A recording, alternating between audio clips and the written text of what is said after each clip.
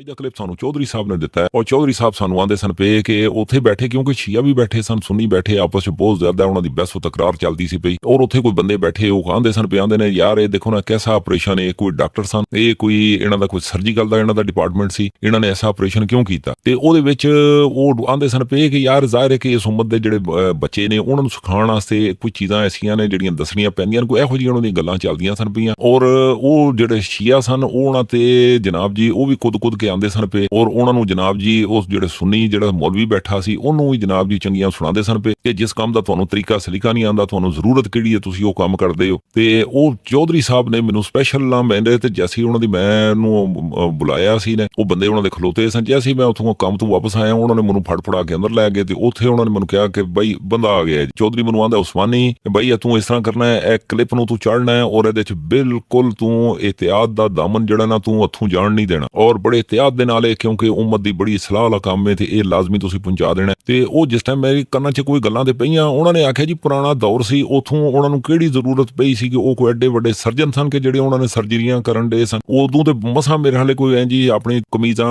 ਦੁਪੱਟੇ ਪਾੜ ਪੂੜ ਕੇ ਤੇ ਉਹਦੇ ਨਾਲ ਹੀ ਕਿਸੇ ਦਾ ਕੋਈ ਲਹੂ ਸ਼ਹੂ ਨਿਕਲਦਾ ਹੋਵੇ ਤੇ ਉਹਦੇ ਤੇ ਉਹ ਲੀਰ ਟਾਕੀ ਇੰਜ ਬੰਨ ਦਿੰਦੇ ਸਨ ਤੇ ਇਹ ਤੇ ਬਹੁਤ ਹੀ ਖਤਰਨਾਕ ਕੰਮ ਹੈ ਕੋਈ ਇਹੋ ਜਿਹੀਆਂ ਗੱਲਾਂ ਚੱਲਦੀਆਂ ਮੈਂ ਵੀ ਹੁਣ ਥੋੜਾ ਜਿਹਾ ਮਖਮਸੇ 'ਚ ਪੈ ਗਿਆ ਕਿ ਯਾਰ ਅੱਲਾ ਹੀ ਰਹਿਮ ਕਰੇ ਇਹ ਕਿਹੜਾ ਪ੍ਰੋਜੈਕਟ ਜਿਹੜਾ ਮੇਰੇ ਜ਼ਿੰਮੇ ਕਰ ਦੇਣ ਪਏ ਲਓ ਫਿਰ ਹੁਣ ਵੀਡੀਓ ਨੂੰ ਸੁਣਨੇ ਆ ਅਸੀਂ ਤੱਕਨੇ ਆ ਕੀ ਸਾਡੇ ਕੋਲ ਇhtiyat ਹੋ ਸਕਦੀ ਹੈ ਫਿਰ ਅਸੀਂ ਅੱਗੇ ਚੱਲਨੇ हैं हाँ और जमात उमरिया के जो उलमा हैं ये तोहफा हमसे ले लें सब मुसलमानों के लिए ये सूरह मुबारक बकरा है सूरह मुबारक बकरा में आयत नंबर 224 औज़ु बिल्लाहि मिनश शैतानिर रजीम निसाउकुम हर्थुन लकुम फअतु हर्थकुम अन्ना शिअतुम आपकी बीवियां आपकी कहती हैं अपने खेतों में दाखिल हो जाएं जिस तरह से जिस डायरेक्शन से दाखिल होना चाहते हैं जहां से दाखिल होना चाहते हैं ये किनाया है एहतराम अदब के साथ कुरान खुल के नहीं कहता ना अदब इशारों के साथ किनाये के साथ समझने वाले समझ लेते हैं आपकी बीवियां आपकी कहती हैं अपने खेतों में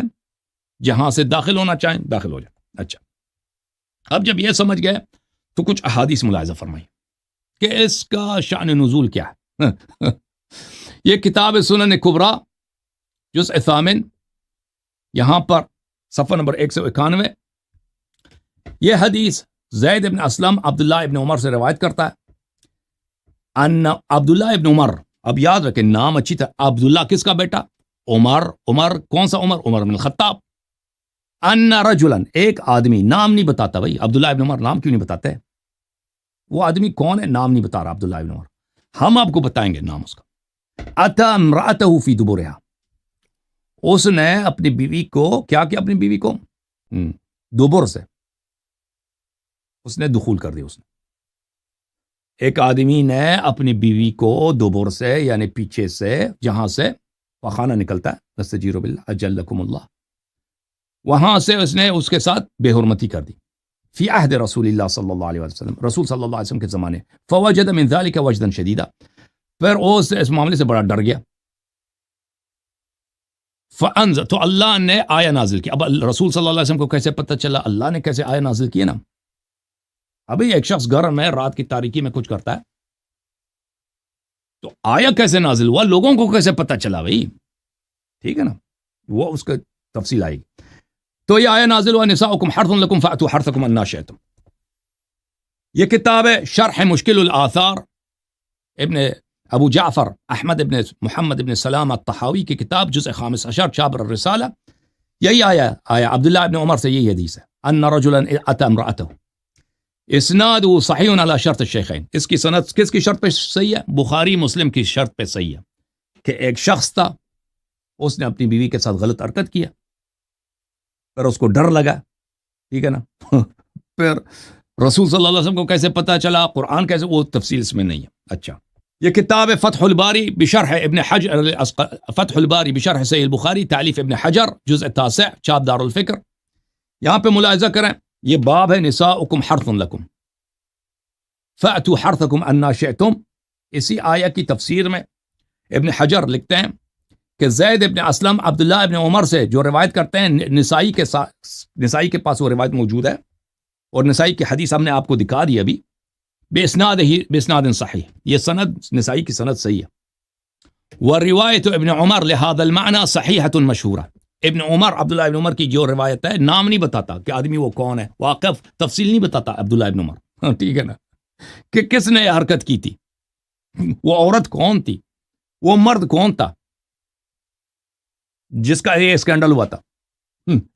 اسکینڈل کا کس کا اسکینڈل ہے یہ نہیں بتاتا. بہرحال توبہ توبہ توبہ, اللہ معافی دے, اللہ معافی دے. ویسے واہ یہ کام ہے. منو یہ دسو چودھری صاحب ਤੁਹਾਨੂੰ ਹੋਰ ਕੋਈ ਬੰਦਾ ਨਹੀਂ ਸੀ ਲੱਭਾ ਕਿ ਜਿਹੜਾ ਇਹ ਸਾਰੀ ਜਿਹੜਾ ਆਪਰੇਸ਼ਨ ਹੋਇਆ, ਜਿਹੜਾ ਕੋਈ ਇੱਥੇ ਇਹ ਕੋਈ ਸਰਜਨ ਲੱਗਾ ਸੀ ਜਿੱਥੇ ਜਨਾਬ ਜੀ ਆਰਟ ਸਪੈਸ਼ਲਿਸਟ ਜਿਹੜਾ ਸੀ ਨਾ ਉਹ ਲੱਗਾ ਸੀ, ਕੋਈ ਨਿਊਰੋ ਸਰਜਨ ਲੱਗਾ ਸੀ, ਇਹ ਸਾਰਾ ਕਲਿੱਪ ਚੁੱਕ ਕੇ ਤੁਸੀਂ ਮੈਨੂੰ ਦੇ ਦਿੱਤਾ ਹੈ, ਕੋਈ ਮੇਰੇ ਤੇ ਜ਼ਿੰਮੇਵਾਰੀ ਪਾ ਦਿੱਤੀ ਕਿ ਮੈਂ ਇਤਿਹਾਦ ਦਾ ਦਾਮਨ ਹੱਥੋਂ ਜਾਣ ਨਾ ਦਿਆਂ, ਔਰ ਇਤਿਹਾਦ ਦੇ ਨਾਲ ਜਨਾਬ ਜੀ ਮੈਂ ਬਿਆਨ ਕਰਦੇ ਆ ਹੁੰਦਾ ਕੀ ਪਿਆ, ਇਹ ਤੇ ਮੁਸੀਬਤ ਪਾਉਣ ਵਾਲਾ ਕੰਮ ਹੈ. ਹੁਣ ਇਹਦੇ ਵਿੱਚ ਕੰਮ ਇੰਜ ਹੀ ਹੋਇਆ ਕਿ ਇੱਕ ਕੋਈ ਇਹੋ ਜਿਹਾ ਕੋਈ ਡਾਕਟਰ ਆਦਮੀ ਸੀ ਕਿ ਉਹਨੇ ਕੀਤਾ ਕੀ ਹੈ ਕਿ ਉਹ ਕੋਈ ਬੁੱਢੀ ਸੀ ਤੇ ਉਹਦੇ ਨਾਲ ਜਨਾਬ ਜੀ ਹੁਣ ਤੁਹਾਨੂੰ ਇਤਿਹਾਤ ਨਾਲ ਹੀ ਦੱਸਣਾ ਤੇ ਫਿਰ ਉਹ A ਸਾਈਡ ਦੀ ਬਜਾਏ ਉਹਨੇ B ਸਾਈਡ ਜਿਹੜੀ ਹੈ ਨਾ ਉਹਦਾ ਉਹਨੇ ਆਪਰੇਸ਼ਨ ਕਰ ਦਿੱਤਾ ਹੈ. ਉਹਨੇ ਪੱਕੇ ਰੂਟ ਦੀ ਬਜਾਏ ਉਹਨੇ ਕੱਚੇ ਰੂਟ ਤੇ ਆਪਣੀ ਗੱਡੀ ਦੌੜਾ ਦਿੱਤੀ ਹੈ. ਔਰ ਜ਼ਾਹਿਰ ਹੈ ਕਿ ਕੱਚੇ ਰੂਟ ਵਾਲੇ ਜਿਹੜੇ ਨੇ ਨਾ ਉਹ ਵਲਾਲਮ ਕੈਸੇ ਕੋਈ ਸ਼ੌਕੀਨ ਮਜ਼ਾਜ ਨੇ, ਉਹਨਾਂ ਨੂੰ ਕਿਸੇ ਬਾਗ ਵਿੱਚ ਬਹਿਣਾ ਪਸੰਦ ਨਹੀਂ ਹੈ, ਜਿਹੜਾ ਸਹੀ ਰਸਤਾ ਹੈ ਉਹ ਪਸੰਦ ਨਹੀਂ ਹੈ. ਔਰ ਉਹਨਾਂ ਨੂੰ ਜਨਾਬ ਇਹ ਜਿਹੜਾ ਗਟਰ ਹੁੰਦਾ ਹੈ ਨਾ, ਗਟਰ ਬਸ ਸਮਝ ਲਓ ਕਿ ਉਹ ਬਾਗ ਦੇ ਵਿੱਚ ਬਹਿ ਕੇ ਤੇ ਕੰਫਰਟੇਬਲ ਨਹੀਂ, ਅੱਛਾ ਫੀਲ ਨਹੀਂ ਕਰਦਾ, ਅੱਛਾ ਮਹਿਸੂਸ ਉਹਨੂੰ ਨਹੀਂ ਹੁੰਦਾ. ਉਹ ਗਟਰ ਦੇ ਵਿੱਚ ਹੀ ਉਹਨੇ ਆਪਣੀ ਕੁਰਸੀ ਢਾ ਕੇ ਉੱਥੇ ਬਹਿ ਕੇ ਤੇ ਉਹ ਦੇਖ ਲਓ ਕੈਸਾ ਤਫਨ ਬਰਾ ਸਾਰਾ ਉਹਦਾ ਕੋਈ ਦਿਮਾਗ ਸੀ ਜਾਂ ਕੀ ਸੀ. ਹੁਣ ਅੱਲਾ ਹੀ ਰਹਿਮ ਕਰੇ ਅਗੋਂ ਬਣਦਾ ਕੀ ਹੈ ਇਸ ਕਲਿੱਪ ਦਾ. عبداللہ ابن عمر والی روایت جو ہے صحیح مشہور ہے, صحیح بھی ہے مشہور بھی ہے. اچھا یہ اسکینڈل تھا کس کا؟ اسکینڈل کی کچھ تفصیل آپ کو بتائیں. اسی صفحے میں اسکینڈل کی کچھ تفصیل اس طرح ہے. کہتا ہے ابو یعلا نے روایت کی, ابن مردوی نے روایت کی, ابن جریر نے روایت کی, طحاوی نے روایت کی, سب نے زید ابن اسلم سے, عطا ابن یسار سے, ابو سعید خدری سے, کہ ایک شخص اصاب امرأتها فی دبرها, کہ ایک شخص نے اپنی عورت کے ساتھ اس نے کیا کیا, اس نے عورت کے ساتھ غلط حرکت کی. فانکر الناس علیہ, تو لوگوں مسلمانوں کو پتہ چل گیا. ٹھیک ہے نا, ایک دفعہ تو غلط حرکت کرتا ہے, کوئی کسی کو پتہ نہیں چلتا, لیکن یہ ایسی اس کی بدقسمتی تھی کہ سب کو پتہ چل گیا. جی شاید اس عورت نے چیخی چلائی ہو, گالی دی ہو, اس کو جو بھی ہوا تھا لوگوں کو پتہ چل گیا. ٹھیک ہے, لوگوں کو پتہ چلا. وقالوا نعيرها, لوگوں نے شروع کیا اس کو گالی دینا ہے, اس کو ذلیل کرنا ہے. نعيرها یعنی ذلیل کرنا. تو اللہ تعالیٰ نے یہ آیت نازل کی ہے, آیت جو ہم نے بتا دی, نساؤکم حرث لکم. وهذا سبب فی نزول هذه الآیہ مشہور, یہ آیت جو ہے بڑا مشہور ہے, یہی سبب ہے. ٹھیک ہے نا, مشہور سبب یہی ہے. اچھا تو پتہ یہ چلا کہ اسکینڈل ہوا ہے مدینے میں, لوگوں نے ایک آدمی کو گالی دینا, اس کی بے عزتی کرنا شروع کر دی کہ تیری بیوی کے ساتھ نے ایسا کیوں غلط حرکت کیا. ٹھیک ہے نا, اب یہ آدمی تھا کون جس کے سبب سے یہ آیا نازل ہوئی. اچھا ملاحظہ کریں. اور لو جی دوستو, ਇਹ ਜਿਉਂ-ਜਿਉਂ ਕਲਿੱਪ ਅੱਗੇ ਜਾਂਦਾ ਫਿਰ ਮੇਰੀ ਵੀ ਪਰੇਸ਼ਾਨੀ ਵੱਧਦੀ ਜਾਂਦੀ ਹੈ ਪਈ ਕਿ ਯਾਰ ਇਹ ਵੇਖੋ ਨਾ, ਇਹਨੂੰ ਬਿਆਨ ਵੀ ਕਰਨ ਡਿਆ ਅੱਲਾ ਯਾਰੀ ਔਰ ਬੜੇ ਮਜ਼ੇ ਲੈ ਕੇ ਹੱਸਦਾ ਹੈ ਪਿਆ. ਤੇ ਹੁਣ ਉਹਦੇ ਚ ਹਾਲੇ ਤੱਕ ਕੋਈ ਬੰਦੇ ਦਾ ਨਾਂ ਨਹੀਂ ਜ਼ਾਹਿਰ ਹੁੰਦਾ. ਅੱਲਾ ਹੀ ਰਹਿਮ ਕਰੇ ਕੋਈ ਸਾਡੇ ਸੁਨਨਤ ਵਾਲ ਜਮਾਤ ਦਾ ਕੋਈ ਵੱਡਾ ਕੋਈ ਅਕਾਬਰੀਨ ਚੋਂ ਜੋ ਜਨਾਬ ਜੀ ਉਹਨਾਂ ਚੋਂ ਨਾ ਕਿਸੇ ਨੂੰ ਕੋਈ ਬੰਦਾ ਇਹਦਾ ਕੋਈ ਨਾਂ ਸਾਹਮਣੇ ਆ ਜਾਏ, ਅੱਲਾ ਹੀ ਰਹਿਮ ਕਰੇ. ਵੈਸੇ ਇੱਕ ਮੈਨੂੰ ਮੇਰੇ ਜ਼ਿਹਨ 'ਚ ਫਰਮਾਨ ਆਉਂਦਾ ਪਿਆ ਕਿ ਯਾਲੀ ਸਰਕਾਰ ਫਰਮਾਉਂਦੇ ਨੇ, ਉਹਦਾ ਮਫਹੂਮ ਦੱਸਣਾ ਪਿਆ ਕਿ ਉਹਨਾਂ ਦੇ ਕੋਲ ਇੱਕ ਚੋਰ ਆ ਗਿਆ, ਉਹ ਫੜ ਕੇ ਆਇਆ, ਲੋਕਾਂ ਨੇ ਆਂਦਾ ਸੀ ਤੇ ਉਸ ਚੋਰ ਨੇ ਆਖਿਆ ਕਿ ਯਾ ਅਲੀ ਸਰਕਾਰ ਮੈਨੂੰ ਮਾਫੀ ਦੇ ਦਿਓ, ਮੈਂ ਪਹਿਲੀ ਵਾਰੀ ਚੋਰੀ ਕੀਤੀ ਹੈ. ਤੇ ਯਾ ਅਲੀ ਸਰਕਾਰ ਫਰਮਾتے ਨੇ کہ اللہ اس شخص کا عیب ظاہر اس وقت تک نہیں کرتا جب تک وہ ایک کام کو کم از کم 10 مرتبہ نہ کر لے. ਹੁਣ ਮੈਨੂੰ ਇਹ ਸਮਝ ਆਂਦੀ ਪਈ ਕਿ ਇਹ ਜਿਹਨੇ ਵੀ ਕਾਰਵਾਈ ਪਾਈ ਏ, ਇਹ ਕੋਈ ਪੁਰਾਣਾ ਉਹਦਾ ਕੋਈ ਆਦੀ ਮੁਜਰਮ ਜਿਸ ਤਰ੍ਹਾਂ ਹੁੰਦਾ ਹੈ ਨਾ, ਕੋਈ ਜੇ ਬਹੁਤ ਜ਼ਿਆਦਾ ਉਹਨੇ ਵਾਰੀ 10 ਵਾਰ ਤੋਂ ਉੱਤੇ ਨਿਕਲ ਗਿਆ ਹੋਣਾ, ਜਿਹਦੀ ਵਜ੍ਹਾ ਤੋਂ ਇਹ ਸਾਰੀ ਜਿਹੜੀ ਨਾ ਪੂਰੇ ਮਦੀਨੇ 'ਚ ਬੱਲੇ ਬੱਲੇ ਹੋ ਗਈ, ਹਰ ਬੰਦੇ ਨੂੰ ਪਤਾ ਚੱਲ ਗਿਆ. ਤੁਸੀਂ ਵੇਖੋ ਨਾ, ਇੱਕ ਬੰਦੇ ਨੇ ਅੰਦਰ ਵੜ ਕੇ ਕੋਈ ਇਹੋ ਜਿਹਾ ਕੋਈ A ਸਾਈਡ ਛੱਡ ਕੇ ਤੇ ਉਹਨੇ B ਸਾਈਡ ਦੇ ਜਨਾਬ ਜੀ ਉਹਨੇ ਪੂਰਾ ਆਪਰੇਸ਼ਨ ਕਰਤਾ ਰਿਹਾ. ਉਸ ਆਪਰੇਸ਼ਨ ਦੀ ਜਨਾਬ ਜੀ ਸਮਝ ਲਓ ਕਿ ਉਦੋਂ ਦੀ ਜਿਹੜੀਆਂ ਅਖਬਾਰਾਂ ਨੇ, ਉਦੋਂ ਵੀ ਜ਼ਾਹਿਰ ਅੱਜ ਤੇ ਜੰਗ ਨਵਾਜ਼ ਵਕਤ ਚੱਲਦੀ, ਉਦੋਂ ਦੀਆਂ ਜਿਹੜੀਆਂ ਅਖਬਾਰਾਂ ਉੱਥੇ ਜਨਾਬ ਪ੍ਰਿੰਟ ਹੋ ਕੇ ਆ ਗਿਆ, ਉਦੋਂ ਅੱਲਾਹ ਪਾਕ ਨੇ ਆਇਤ ਭੇਜ ਤਰੀ ਔਰ ਫਿਰ ਜ਼ਾਹਿਰ ਸਾਰੇ ਪਾਸੇ ਧੂਮੀ ਤੇ ਉਸ ਬੰਦੇ ਦਾ ਬਣਦਾ ਕੀ ਹੋਏਗਾ. ਵੈਸੇ ਮੈਂ ਉਹ ਪੂਰਾ ਸਾਰਾ ਸਿਨੈਰੀਓ ਸੋਚ ਕੇ ਨਾ ਤੇ ਮੱਥੇ ਤੇ ਸਮਝ ਲਓ ਪਸੀਨਾ ਹੀ ਆਣ ਡੇ ਨੇ. ਹੁਣ ਮੈਂ ਕਰਾਂ ਕੀ ਇੱਥੇ. مسند احمد ابن حنبل کی مسند ہے بتحقیق شیخ احمد محمد شاکر, جزء ثالث, چاپ دار الحدیث قاہرہ 1995 میں چھپی ہے. یہ حدیث نمبر ہے 2703, صفحہ نمبر ہے 207, 2703. ٹھیک ہے نا, 2000. اسناد صحیح، اس کی سند بھی صحیح ہے۔ یہ حدیث عبداللہ ابن عباس کی ہے۔ عبداللہ ابن عباس فرماتے ہیں جاء عمر بن خطاب الی رسول اللہ صلی اللہ علیہ وآلہ وسلم، عبداللہ ابن عباس کہتے ہیں کہ عمر بن خطاب تھا وہ شخص جو رسول صلی اللہ علیہ وسلم کے پاس آیا، قال ہلکت، اس نے کہا میں تو بدنام ہو گیا، میرا منہ کالا ہو گیا جی، میں ختم۔ وما الذی اہلکک، رسول صلی اللہ علیہ وسلم نے کہا کہ تجھے کیا ہوا، کس چیز نے تجھے ایسا تباہ کر دیا، تیری تباہی بدنامی کا سبب کیا؟ قال حولت رحلی البارحہ، کہتا ہے کہ میں نے، زین ہوتا ہے نا زین گھوڑے کا خچر کا، میں نے زین کو الٹا کر دیا رات کو، زین کو میں نے الٹا کر دیا رات کو۔ تو وہی ہے،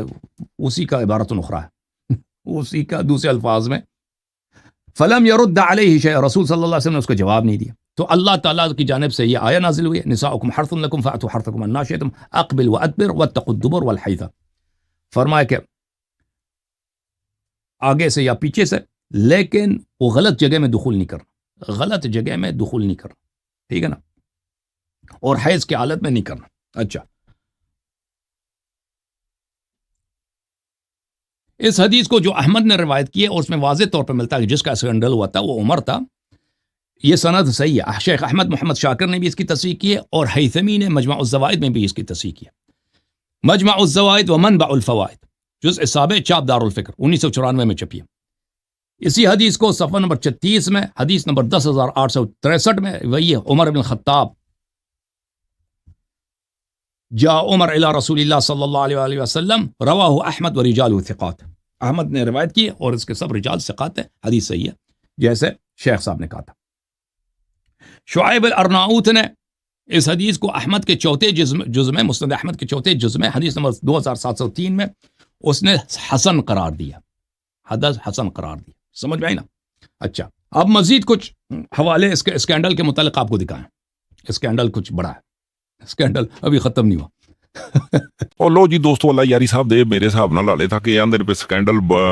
ਵੱਡਾ ਏ ਤੇ ਇਹਦੇ ਵਿੱਚ ਹਵਾਲੇ ਜਾਤ ਹਾਲੇ ਵੀ ਉਹਨਾਂ ਕੋਲ ਪਏ ਨੇ। ਤੇ ਮੈਂ ਇਸ ਗੱਲ ਤੋਂ ਹੈਰਾਨ ਆ ਕਿ ਸਾਡੇ ਸੁਨਨਤ ਵੱਲ ਜਮਾਤ ਦੀਆਂ ਕਿਤਾਬਾਂ ਨੇ ਔਰ ਉਹਦੇ ਵਿੱਚ ਟੇਰੋ ਟੇਰ ਜਨਾਬ ਇਹੀ ਹਵਾਲੇ ਜਾਤ ਦੇ ਨਾਲ ਇਹੀ ਗੱਲ ਪਈ ਹੈ ਕਿ ਜਨਾਬ ਉਮਰ ਨੇ ਇਹ ਜਿਹੜਾ ਨਾ ਇਹ ਕੰਮ ਕਰ ਛੜਿਆ ਔਰ ਉਹਨਾਂ ਕੋਲੋਂ ਜਨਾਬ ਜੀ ਇਹ ਸਾਈਡ ਛੱਡ ਕੇ ਤੇ ਉਹਨਾਂ ਨੇ ਬੀ ਸਾਈਡ ਦੇ ਜਨਾਬ ਜੀ ਉਹਨਾਂ ਨੇ ਕੋਈ ਆਪਰੇਸ਼ਨ ਕਰ ਦਿੱਤਾ, ਪਟਾਕੇ ਚਲਾ ਦਿੱਤੇ ਨੇ, ਉਹਨਾਂ ਨੇ ਸਰਜਰੀ ਕਰ ਛੜੀ ਹੈ। ਔਰ ਜ਼ਾਹਿਰ ਹੈ ਕੋਈ ਜਿਹੜੀ ਬੀਬੀ ਸੀ ਉਹ ਜ਼ਾਹਿਰ ਉਹਦੇ ਨਾਲ ਕੀ ਮੁਸ਼ਕਿਲਾਤ ਉਹਨੇ ਵਿਚਾਰੀ ਨੇ ਕੱਟੀਆਂ ਨੇ ਜਾਂ ਕੀ ਹੋਇਆ, ਇੱਕ ਬੜਾ ਦੁੱਖ ਭਰੀ ਸਾਰੀ ਸਟੋਰੀ ਹੈ। ਲੇਕਿਨ ਇਹਦੇ ਵਿੱਚ ਮੈਨੂੰ ਇਹ ਹੈਰਤ ਹੁੰਦੀ ਹੈ ਕਿ ਸਾਡੇ ਸੁਨਨਤ ਵੱਲ ਜਮਾਤ ਦੇ ਉਹ ਕੈਸੇ ਆਂਦੇ ਨੇ, ਸਾਡੇ ਮੌਲਵੀ ਬਹਿ ਕੇ ਆਂਦੇ ਨੇ ਸਾਡੇ ਅਕਾਬਰੀਨ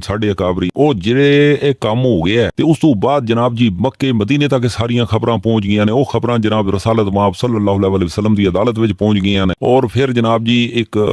ਅੱਲਾਹ ਪਾਕ ਨੇ ਵੀ ਆਇਤ ਨਾਜ਼ਲ ਕਰ ਦਿੱਤੀ। ਹੁਣ ਕੰਮ ਇਸ ਤਰ੍ਹਾਂ ਦਾ ਹੈ ਕਿ ਇੰਨੀਆਂ ਸਾਰੀਆਂ ਡਿਟੇਲਾਂ ਜਿਸ ਟਾਈਮ ਹਰ ਪਾਸੇ ਘੁੰਮ ਗਈਆਂ ਨੇ ਤੇ ਫਿਰ ਸਾਡੇ ਸੁਨਨਤ ਵੱਲ ਜਮਾਤ ਦੇ ਜਿਹੜੇ ਅਕਾਬਰੀਨ ਸਨ ਉਹਨਾਂ ਨੇ ਹੋਰ ਵੱਡੇ ਅਕਾਬਰੀਨ ਦੇ ਬਾਰੇ ਚ ਵੀ ਜਨਾਬ ਜੀ ਲਿਖਦੇ ਹੋਏ ਪੱਗਾਂ ਸ਼ਗਾਂ ਪਾ ਕੇ ਔਰ ਆਪਣੀ ਤਿਆਰੀ ਕਰਕੇ ਤੇ ਜਨਾਬ ਜੀ ਮੱਕੇ ਮਦੀਨੇ ਤੋਂ ਜਨਾਬ ਖੁਸ਼ਬੂਆਂ ਆਈਆਂ ਜ਼ਾਹਿਰ ਉਹ ਲਾ ਲੂ ਕੇ ਬਹਿੰਦੇ ਨੇ ਨਾ। ਕੋਈ ਮੌਲਵੀ ਐਸਾ ਨਹੀਂ ਕਿ ਜਿਹਨੇ ਉਹਨੇ ਪਰਫਿਊਮ ਨਾ ਲਾਇਆ ਹੋਵੇ, ਉਹਨੇ ਜਾਂ ਇਤਰ ਛਿੱਤਰ ਨਾ ਲਾਇਆ ਹੋਵੇ, ਉਹ ਆਪਣੀਆਂ ਤਿਆਰੀਆਂ ਪੂਰੀਆਂ ਕਰਕੇ ਉਹ ਬਹਿੰਦੇ ਨੇ। ਤੁਸੀਂ ਇਹ ਤੇ ਸੋਚੋ ਨਾ, ਵੱਡੀਆਂ ਵੱਡੀਆਂ ਪੱਗਾਂ ਪਾ ਕੇ ਤੇ ਜ਼ਾਹਿਰ ਕਿਸੇ ਮਸਜਿਦ ਚ ਉਜਰੇ ਚ ਕਿਸੇ ਜਗ੍ਹਾ ਤੇ ਬਹਿ ਕੇ ਉਹਨਾਂ ਨੇ ਸਾਰਾ ਕੁਝ ਲਿਖਿਆ ਨਾ। ਤੇ ਜਦੋਂ ਉਹਨਾਂ ਨੇ ਲਿਖਿਆ ਤੇ ਉਹਨਾਂ ਨੂੰ ਬਿਲਕੁਲ ਵੀ ਖਿਆਲ ਨਹੀਂ ਆਇਆ ਕਿ ਯਾਰ ਅਸੀਂ ਕਿੰਨੀਆਂ ਅੱਛੀਆਂ ਖੁਸ਼ਬੂਆਂ ਲਾਈਆਂ ਨੇ ਤੇ ਅਸੀਂ ਬਹਿ ਕੇ ਲਿਖਣ ਕੀ ਡੇ ਆ, ਜੋ ਬਦਬੂਦਾਰ ਕੰਮ ਹੈ ਉਹ ਲਿਖੀ ਜਾਂਦੇ ਨੇ। ਬਈ ਕਿਸੇ ਕੋਲ ਕੋਈ ਕੰਮ ਹੋ ਗਿਆ ਤੇ ਯਾਰ ਉਹਨੂੰ ਕੋਈ ਛੱਡ ਵੀ ਛੱਡੋ, ਇਹ ਛੱਡਣ ਵਾਲਾ ਕੰਮ ਹੀ ਕੋਈ ਨਹੀਂ। ਮੇਰੇ ਹਿਸਾਬ ਨਾਲ ਵਿਹਲੇ ਬੈਠੇ ਸਨ ਗਿੱਠਾ ਨਾਪ ਕੇ ਇੱਕ ਦੂਏ ਦੇ ਬਾਰੇ ਚ ਜੋ ਗੱਲ ਆ ਜੇ। ਹੁਣ ਮੌਲਵੀ ਆਂਦਾ ਜੀ ਅੱਛਾ ਗੁਮਾਨ ਕਰਨਾ ਚਾਹੀਏ, ਅੱਛਾ